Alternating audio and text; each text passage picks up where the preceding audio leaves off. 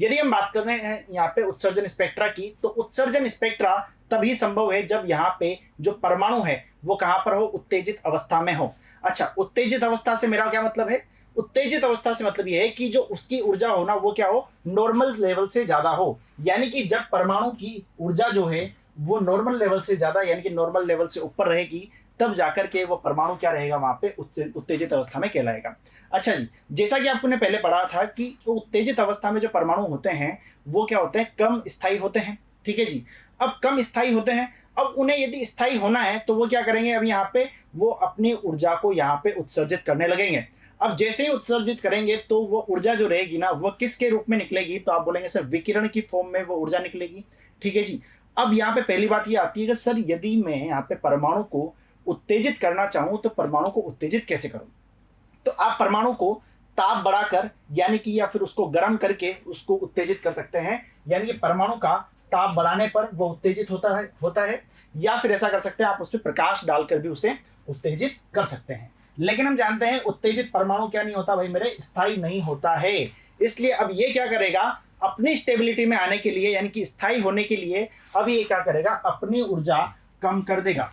ठीक है जी, लेकिन ऊर्जा जो कम होगी वो किसकी फॉर्म में होगी, विकिरण की फॉर्म में। यानी कि अब क्या करेगा, ये विकिरणों को उत्सर्जित करने लगेगा, जिससे क्या होगा, इसकी ऊर्जा कम हो जाएगी। जैसा कि आप डायग्राम में देख पा रहे हैं कि यदि कोई भी गर्म गैस है वो यदि अपनी ऊर्जा को यहाँ पे कम करती है, ठीक है जी, तो वहां पे आपको क्या नजर आता है, जब वो अपनी ऊर्जा कम कर देगा, यानी कि ऊर्जा को, यानी कि विकिरण जो है उनको उत्सर्जित कर देगा, तो अब जो स्पेक्ट्रा मिलेगा मुझे वही क्या कहलाएगा, इसका उत्सर्जन स्पेक्ट्रा कहलाएगा। ठीक है जी, अब जो उत्सर्जन स्पेक्ट्रा है उसमें थोड़ी सी अलग बात है।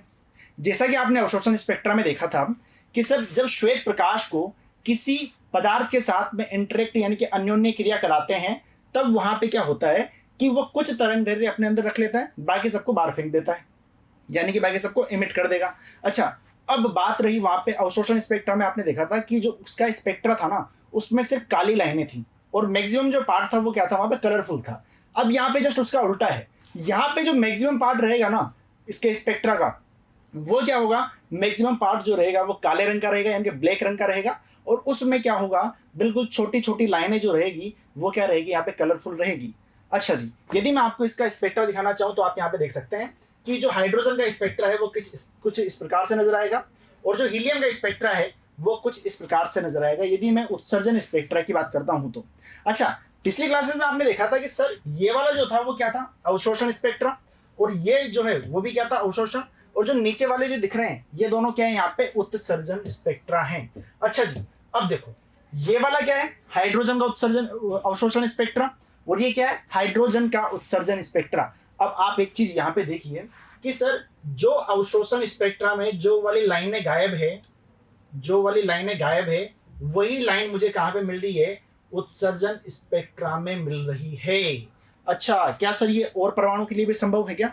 बिल्कुल संभव है। आप देखिए यहाँ पे हीलियम का ये कौन सा स्पेक्ट्रा है, तो आप बोलेंगे सर ये अवशोषण स्पेक्ट्रा है। अब अवशोषण स्पेक्ट्रा में यहाँ पे एक ये वाली लाइन गायब थी, ठीक है, तो ये लाइन मुझे कहां पे मिलेगी, इमिशन स्पेक्ट्रा ऑफ हीलियम, यानी कि हीलियम के उत्सर्जन स्पेक्ट्रा में। तो आप यहाँ देख सकते हैं ये वाली लाइन यहाँ पे मिल गई। अच्छा, ये जो पांचों लाइन है वो यहाँ से गायब है, लेकिन उत्सर्जन स्पेक्ट्रा में ये पांचों लाइन आ गई। ठीक है, यानी कि ऐसा बोला जा सकता है कि अवशोषण स्पेक्ट्रा में जो लाइन गायब है वो लाइन कहां पे मिलने वाली है, मुझे उत्सर्जन स्पेक्ट्रा में देखने को मिल जाएगी। ठीक है जी, तो ये आपको समझ में आ गया होगा कि पूरा परमाणु स्पेक्ट्रा क्या होता है, दो टाइप का है, अवशोषण और उत्सर्जन। तो अगली क्लास में हम कहानी को थोड़ा सा और आगे बढ़ाएंगे, प्रकाश के बारे में और थोड़ी सी यहाँ पे बातें करेंगे। तो जुड़े रहिए मिशन ज्ञान के साथ में। धन्यवाद।